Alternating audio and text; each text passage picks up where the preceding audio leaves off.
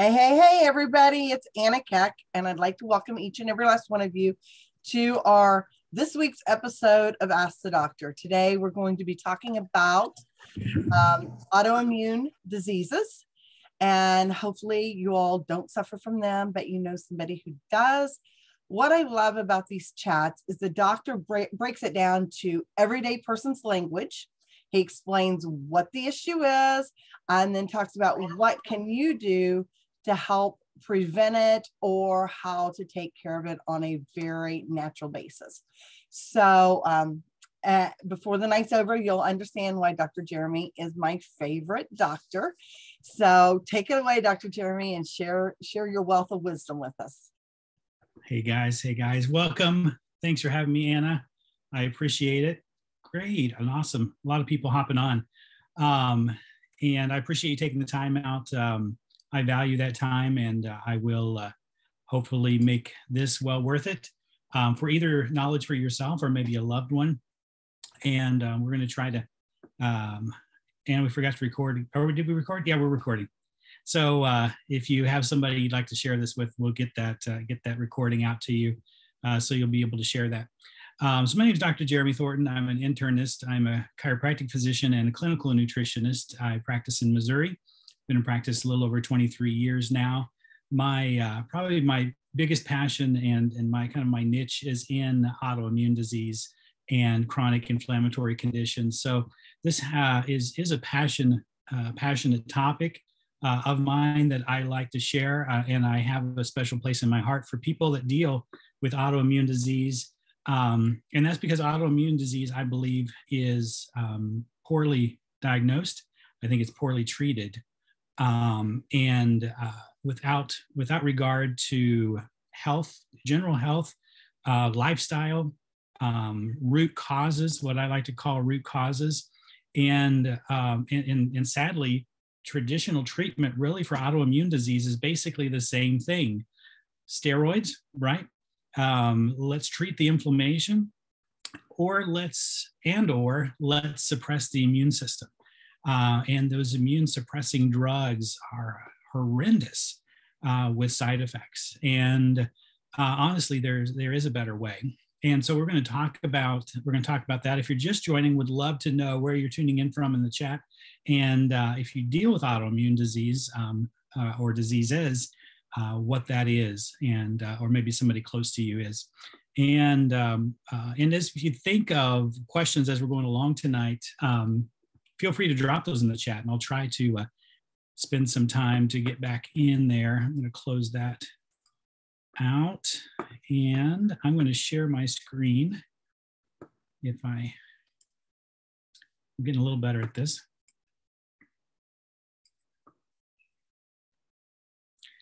All right. And so we're going to talk about some autoimmune disease in general. We're going to talk about statistics. We're going to talk about causes, and then we're going to talk about some things we can do with lifestyle, things we can do naturally as far as treatment options. I want to share my personal favorite tool in my tool belt for autoimmune disease, as well as some brand new technology that has recently emerged that is really a life-changing technology. So we're going to talk a little bit about that at the end. I'm going to try to keep this to around 30 minutes. I don't want to keep you on here all night, so I'm going to probably move through this pretty quickly. But like I said, if you come across a question, feel free to drop that in the chat. And so autoimmune disease, this is just a few, right? They believe there's over 100 different autoimmune diseases, and that number keeps climbing as we discover other ones. But here's some with the thyroid, the brain, the bones and joints, the muscles, the skin, the lungs, the nerves, the GI tract, the blood, right? These are just a few autoimmune diseases. And basically, the autoimmune disease gets named for the tissue that it's attacking, right? The immune system is designed very well at attacking things that aren't us, right? So usually that's a foreign invader. That's a virus, that's a bacteria, that's a cancer cell, right? And the immune system is amazing at attacking and destroying those things. But in today's lifestyle, we're going to talk about lifestyle factors and toxicities and different things that happen to us. The immune system can get confused and think that part of us is the bad guy, right? So then the immune system is attacking one of our joints or organs or tissues or systems.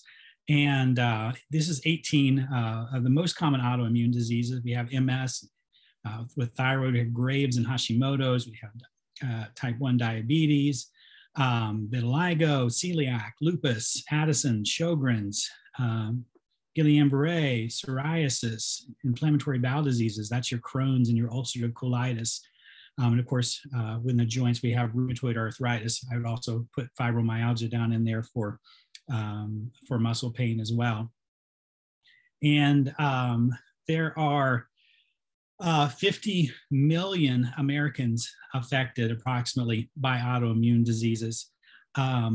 Up to 14% of the population in the US has one or more autoimmune disease or autoimmune conditions. The scary thing is that, and like I mentioned earlier, there's over 100 identified autoimmune diseases. Is about 25% will develop. If you have one autoimmune disease, about 25% will go on to develop more, 2 or 3 or more autoimmune diseases. That's staggering. So if you have an autoimmune disease, 1 in 4 is going to develop multiple. And I see that in my practice. By the time, a lot of times people will seek traditional medical care.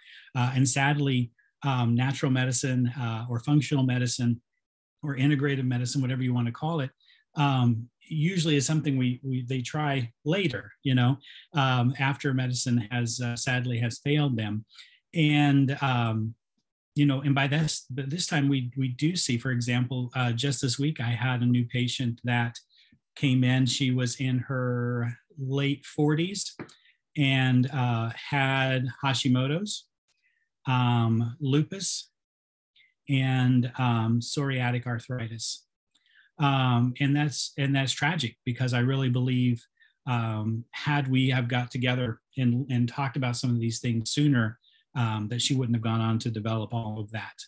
And so there is a 3 to 9% increase year after year of autoimmune disease here in the US. Annual healthcare costs of $100 billion here in the US. And like we said, traditional medical treatment is.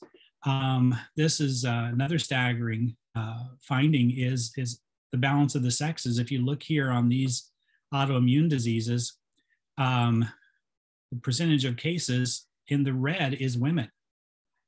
Here's Sjogren's. Look how much percentage of that is women, nearly all of it.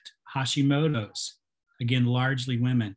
Lupus, rheumatoid arthritis, MS, celiac, Crohn's. And as we get down into here, celiac and Crohn's and type 1 diabetes are about 50-50. Ankylosing spondylitis is a little bit larger in the male category there. So that's really surprising. We're going to talk a little bit more about that, but they believe a large part of that is due to females having so much estrogen exposure, which of course have more than men. And then what I find a lot in autoimmune disease is they have, there's estrogen dominance, sometimes because they're producing too much estrogen, sometimes because their progesterone levels are so low that it's not balancing the estrogen they are making.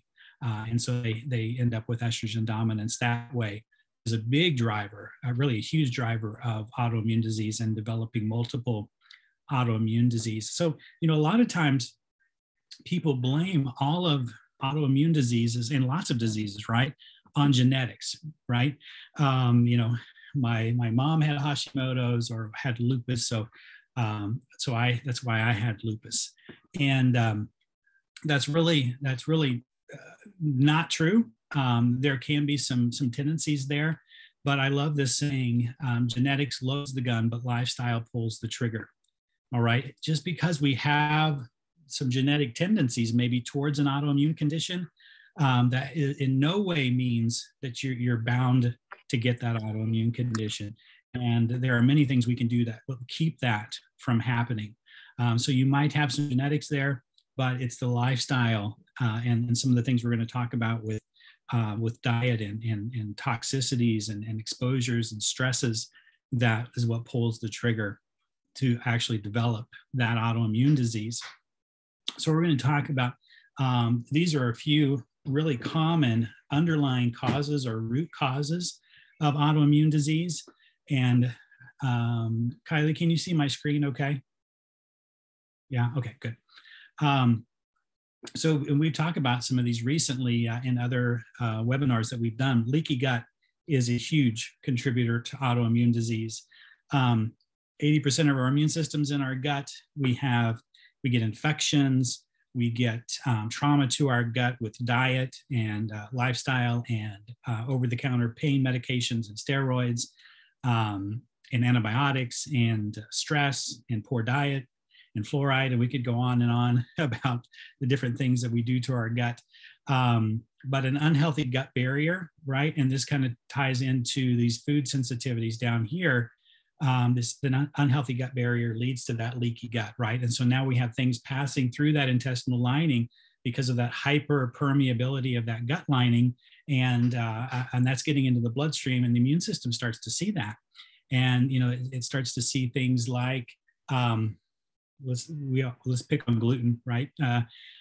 Gluten is a common trouble causer, and the immune system says, you know what, that gluten in that bread that she just ate kind of looks like that gluten in her thyroid gland too. Maybe that's a bad guy as well. So nutritional deficiencies, some of the big ones, probably the biggest is vitamin D deficiency. I see that in nearly every patient that we test, unless they're already taking vitamin D, they're deficient. And this is one thing that I just say you need to get a blood test, right? I'm not big that we have to test everything, every single vitamin and mineral out there. But D is such a chronic problem that I think it's worth testing. And you want to, for prevention, you really want to have vitamin D levels of about 50 or maybe a little over, maybe 50 to 70. And then many believe if you have autoimmune disease and there's a lot of inflammation, that we should probably shoot for somewhere between 70 and 100 as far as blood levels. So also things like glutathione, our master antioxidant, is often deficient. Omega-3 fatty acids, right? Those are our anti-inflammatory fats, are often deficient as well. Blood sugar dysregulation is a big one with insulin resistance, and that can lead into blood sugar fluctuations, going hypoglycemic, hyperglycemic. The insulin cells start to become resistant to the insulin, and now we start to have blood sugar climbing into that pre-diabetic range. And all of that is very stressful to the immune system. Chronic infections. I see a lot of infections in autoimmune disease and a lot of hidden infections, and nobody's looking for infections, right? It's a lot easier to prescribe an anti-inflammatory or a steroid or an immune suppressant than to really dig in and figure out, could there be some underlying infection? So I see a lot of things like Epstein-Barr virus, right? We think that Epstein-Barr virus only causes mono. Everybody's probably heard of that. Has anybody had mono? I found it to be, in some cases, the underlying condition that is causing certain autoimmune diseases. Epstein-Barr, for example, is in that herpes family, that once we catch that Epstein-Barr virus, it doesn't ever truly go away.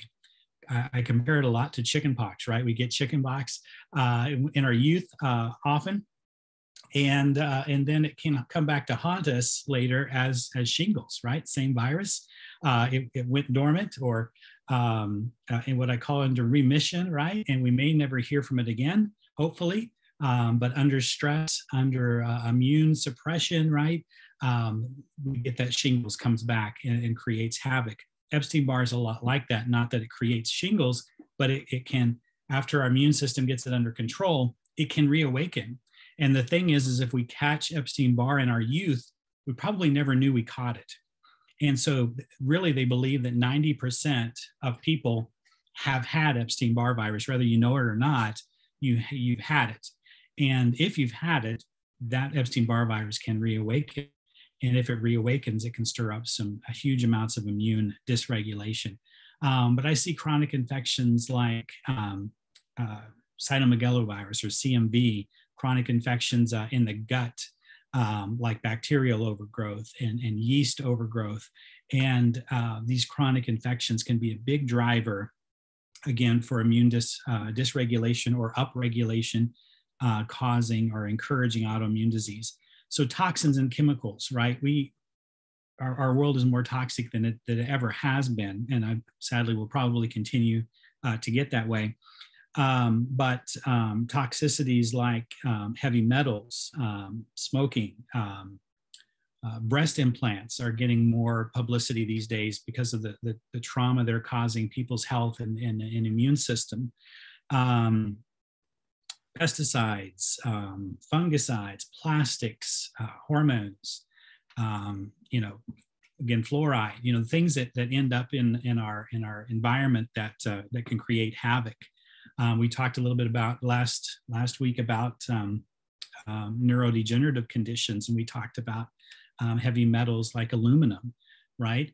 And that aluminum can get in our body and create havoc. Mercury is another big one. Lead can create problems and encourage immune dysregulation. We talked about estrogen dominance already, and why that's a big driver for the increased incidence in females. Food sensitivities goes back to leaky gut, and some of the foods that we're eating on a regular basis, the immune system can get confused and think that the food is a bad guy and start attacking it. And the funny thing is about food sensitivities and leaky gut, once the immune system has decided that food is evil, it doesn't try to figure it out anymore, right? It's convinced. It puts up the wanted posters everywhere to kill on sight, right? If you see that gluten, or you see that dairy, or you see those peanuts or those almonds, or I had a strange one the other day. Somebody was allergic to kale and pineapple. I'm like, sign me up for the kale allergy, right? I'm all over that one. I could avoid that one all day. But without testing, we don't know, and sometimes it's not the most common ones we might think. Adrenal fatigue is a huge one.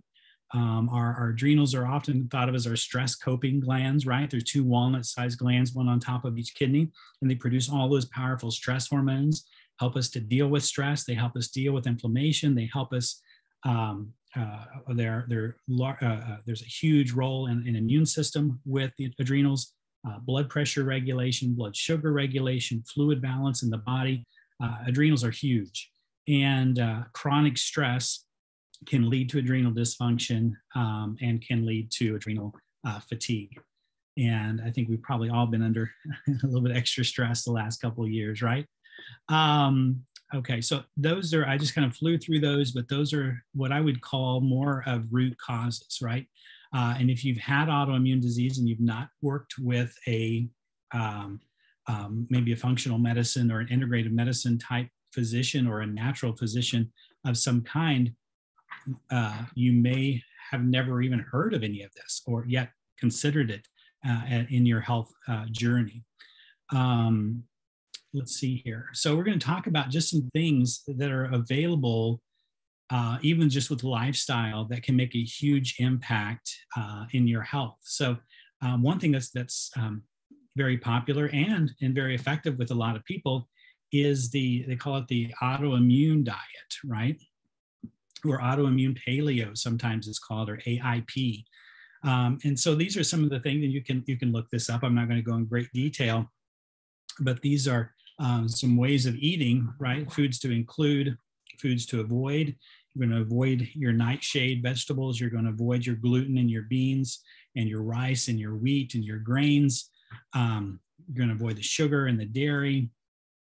And so that would be an autoimmune paleo protocol or an autoimmune diet. So look that up. There's a lot of information that you can just get for free and how to do that. And I encourage people to try different approaches and see what works well for them, because I have some patients that do really well with an autoimmune paleo or an autoimmune diet.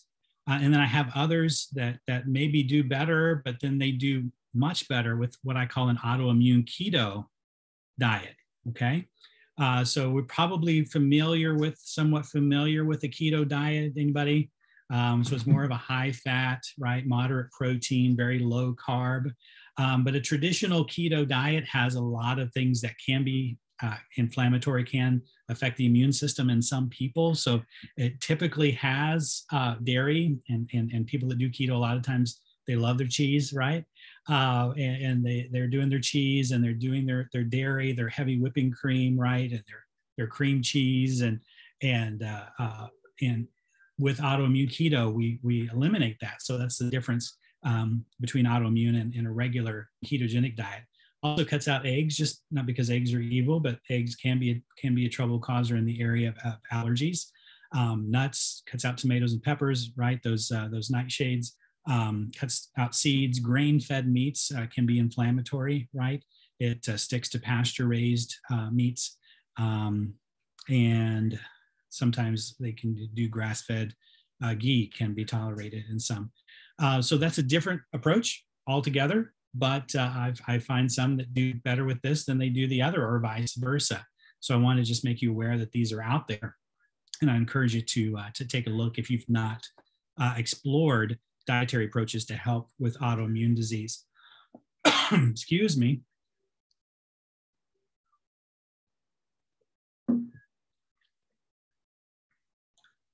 All right.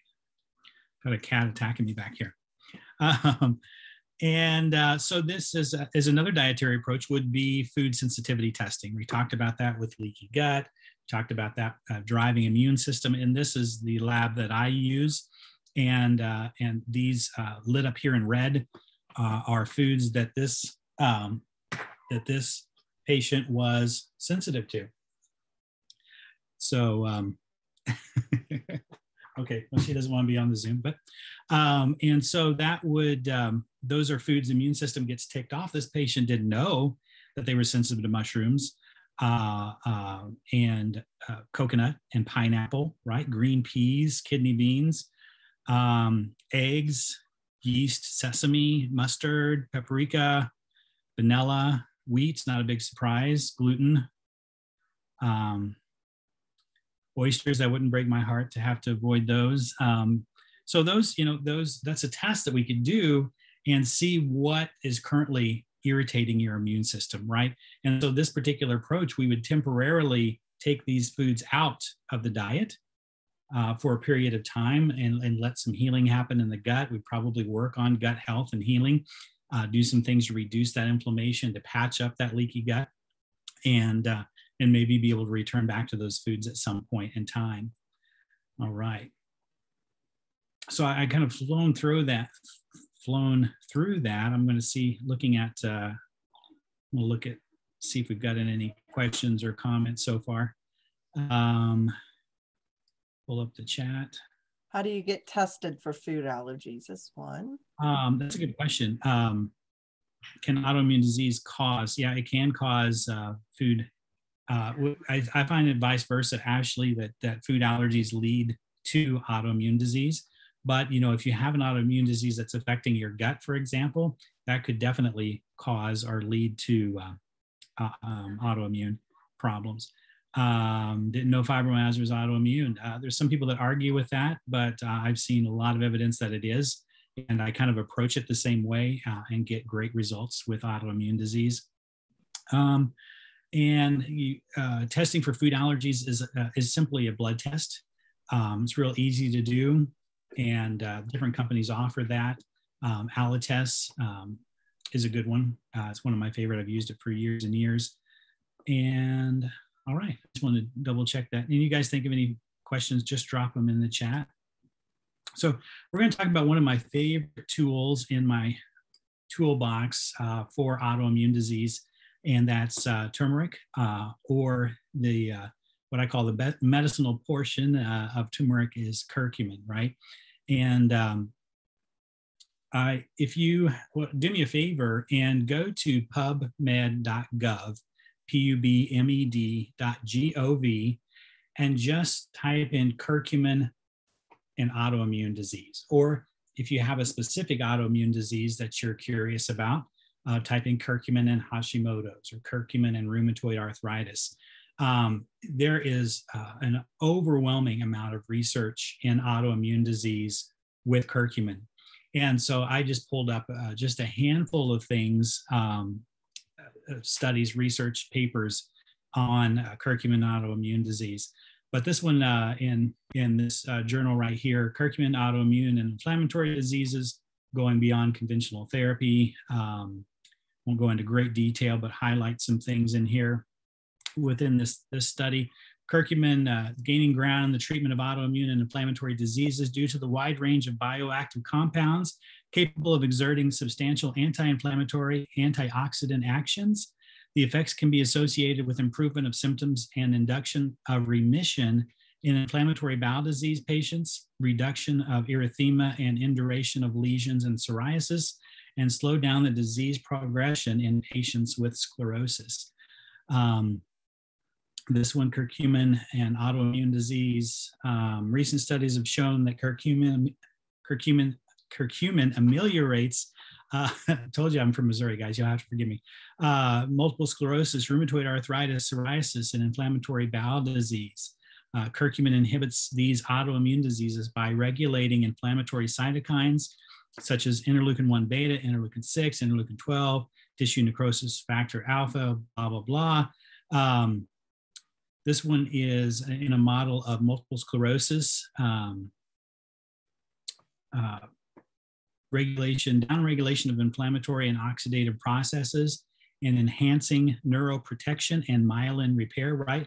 With multiple sclerosis, part of the problem is the immune system attacks that myelin sheath on those nerves, right? That protective coating on those nerves, and that starts to create a lot of problems throughout the pain and problems throughout the nervous system and the brain.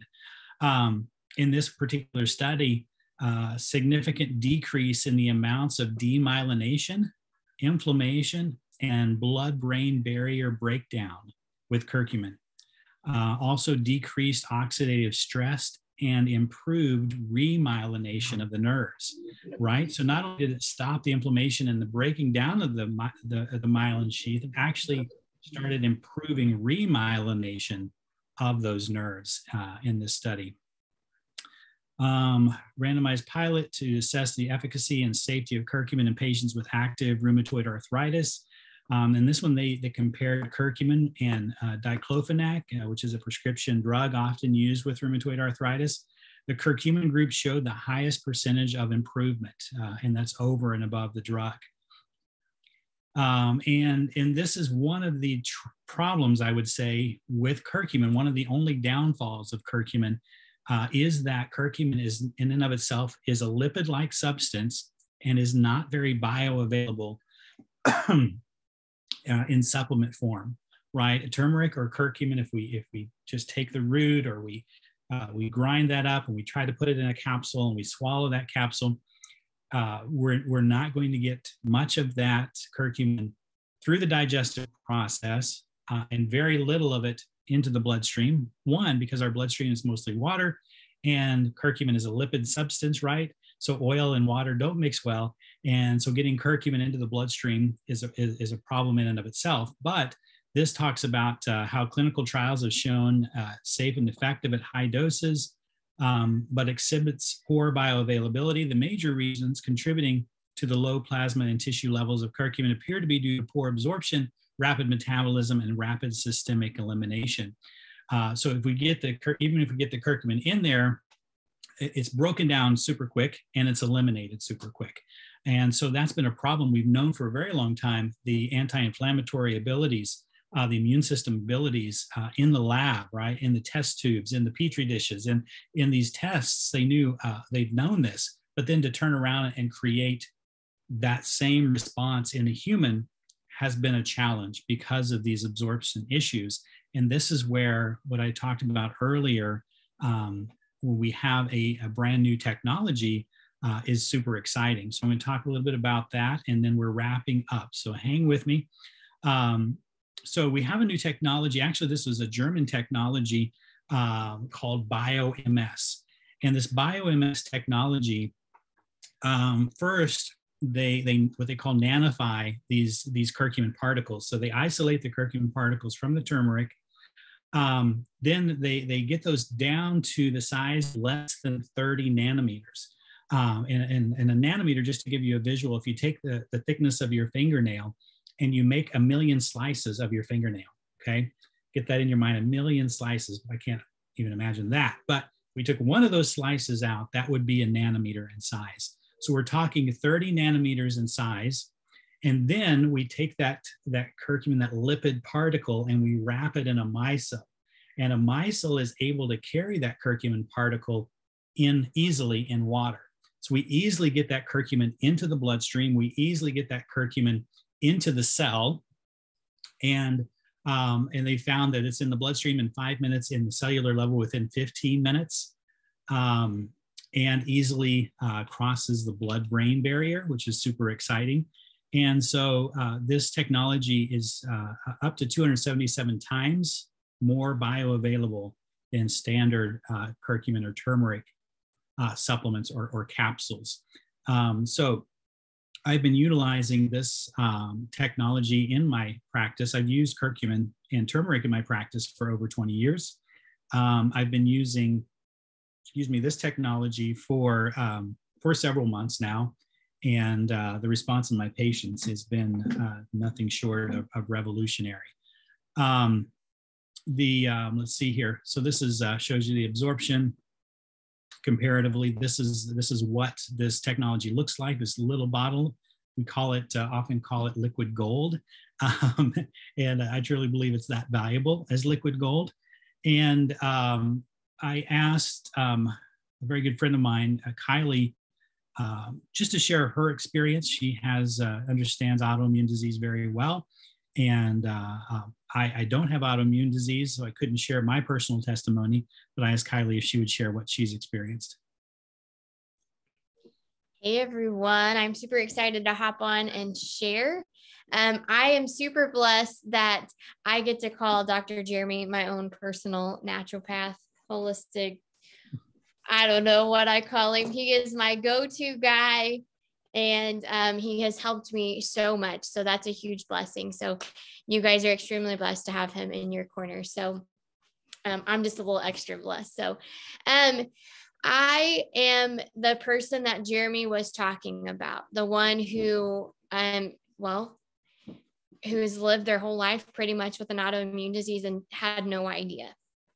I wasn't diagnosed with Hashimoto's until 2019 during a bout of shingles all over my face, inside my mouth and inside my ear. Before I broke out in the shingles and then the blisters, I was given they did a CT scan on me, and she was like, I don't know why you're in so much pain, but we're going to run a CT scan. And she said, did you know that you have a large nodule on your thyroid? Do you have thyroid issues? And Ryan was in there speaking for me because I was in so much pain. And I said, no, I've never had my thyroid checked. Like when they asked me in the hospital that day, like, who is your primary care physician? I gave them my OBGYN's name because that's the only time I went to the doctor. So went from perfectly normal to just, now I have 2 specialists. So I was pretty much put on the schedule to meet with the ENT that next week. And they discovered that the nodule was actually a baseball-sized tumor on the right side of my thyroid, and a large cluster, he said, looked like a large cluster of grapes on the left side. So a complete thyroidectomy was my only choice. It was obstructing my airway. And the ENT kept saying, I can't believe you can't see this. And I'm like, no. Well, once they removed it, my ENT or the surgeon, he said, Kylie, this has been growing for a very long time. Backstory, the day I went in to go see the endocrinologist for the first time, my mom calls and she's like, hey, make sure that he knows that I've had Hashimoto's since, your brother was a baby. Well, my brother at the time was 39 years old. And I'm like, well, first of all, Mama, it's Hashimoto's. And that's very important information to have. And so as I go in and talk to him and explain our family history, I find out that I'm a third generation Hashimoto's warrior. Okay.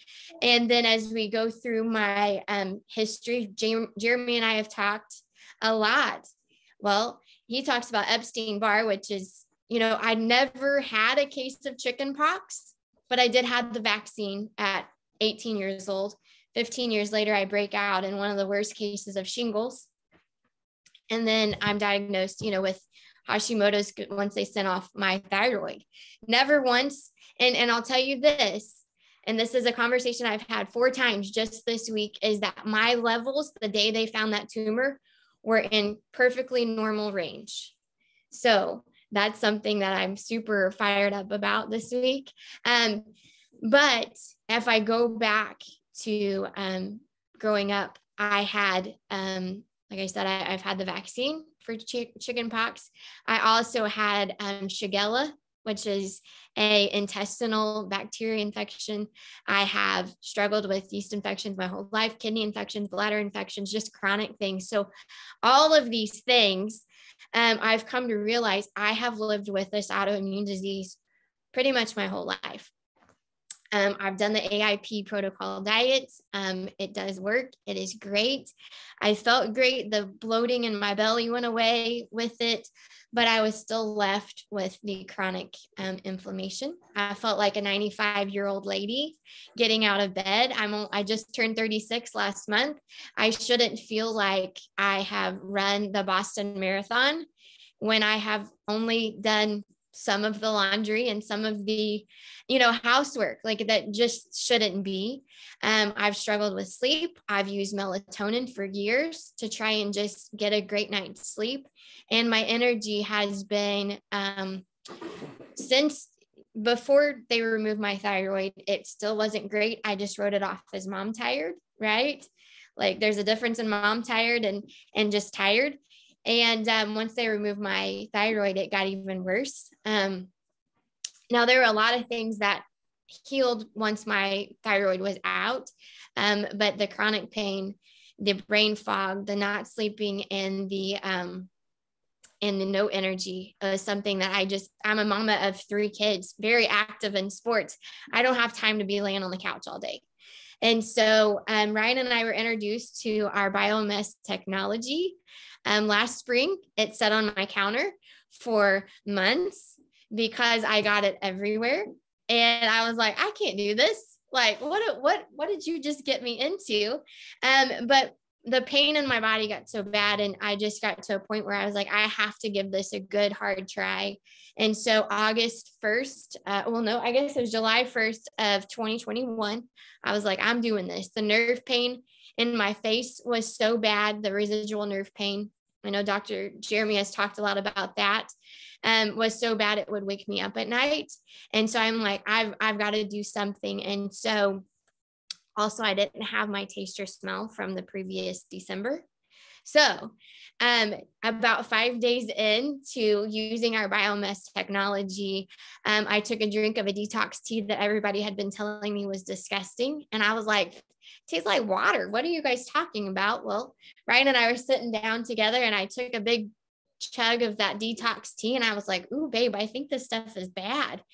And so I was like, taste it, how we all do that. This smells terrible, smell it. So he took a drink, and he was like, babe, it has tasted like that since the day we started drinking it. And I was like, no way. So then I was like, oh, let me smell. He had cologne on. Let me smell your cologne. Let me smell that candle. I had my smell and taste back. So that was a big deal for me. Then I started to notice the next week, the tingling in my face where those nerves are. And I was like, okay, something is happening. Like, I don't know what it is. I don't know.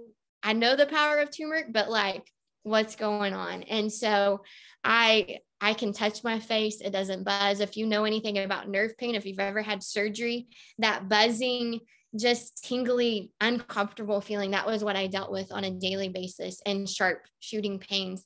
And so that has been completely gone. But the thing that I am most excited about is that I am sleeping without having to take melatonin, and I'm sleeping all night long. And there are nights I don't move. Like, Ryan will be awake, and he's like, I mean, you were sound asleep. He said, he knocked stuff off of the table beside our bed. And he was like, you didn't flinch. That's a big deal because I've not slept this good and I don't know how long. My energy is great. I love coffee. Like I just can't not have my coffee. But other than that, the stimulants that I put in my body are non-existent now. I was taking multiple supplements to boost my energy. Now I just drink 1 cup of coffee and take my my liquid gold once a day. And I wake up in the morning well rested, but I feel like I'm younger than my age. And that is a big deal. Like I didn't know what normal felt like because like I said, I've lived with this pretty much my whole life. So it's been a game changer in so many ways. And I'm so incredibly thankful that our mentor Juan sent us this bottle of liquid gold. And yeah, I mean, it's changed everything for me. Awesome. Thank you so much, Kylie, for sharing. And we've got a lot more testimonies from different people who've experienced that. And we have a group that I'll let Anna tell you about that's full of shares and testimonies of things people have experienced and definitely ask to be added to that. And I would encourage you, if you deal with chronic inflammation, if you deal with immune system dysfunction, to give this a try. We can't not making, I'm not your doctor. And I'm not saying that talking about curing anything. But I encourage you that to look at the science, look at the studies on curcumin and autoimmune disease. And I encourage you to give this new technology a try. Anna, thanks for having me. Oh, you are so welcome. Thank you so much for coming and sharing with us tonight. Thank you, Kylie, for sharing your story. And as I listened to Kylie's story, I thought, who do you know that if you don't tell them, they will be stuck with what they're dealing with for forever? You are the agent that can share and change that. So if you have a friend that couldn't get on here tonight, there will be a recording of this. You can send them the recording. Next week, same time, same bat station, we will be doing this all again, sharing on a different topic. And so start inviting your friends because, this may be the answer somebody's been praying for. And if you don't share, you are keeping them from a blessing that God really wants to give them, because this is huge. This is huge. I mean, I was on a call earlier today with another doctor, and I probably shouldn't share this, but I will. Just because I'm to the point, I don't care. I think we have to share. And this doctor was talking, and they brought up the issue of curcumin, and they said, people need to understand the power of curcumin with brain health and what it can do for Alzheimer's. Y'all, so many people have Alzheimer's. I was just watching a thing this last week. Somebody 54 years old diagnosed with full-blown Alzheimer's. I mean, that's younger than me. I would have it for 3 years now. Did I tell you all how old I am? I can't believe I just did that. Anyway, shh, don't tell no one. Anyway, and then the other thing they said, it is so powerful fighting cancer. You guys, we are setting on a freaking gold mine. It's called liquid gold. And we need to share like we've never shared before. Okay. So thank you again for coming on. Hope we get to see you all again next week. And hopefully soon he'll tell us what we're going to talk about. We'll debate about that, about what we're going to talk about. There's a couple of things I've been asking about, but let's see what we do. But thank you so much for showing up, and we look forward to seeing you next week. Until then, be blessed and have a great week. Bye, guys. Bye.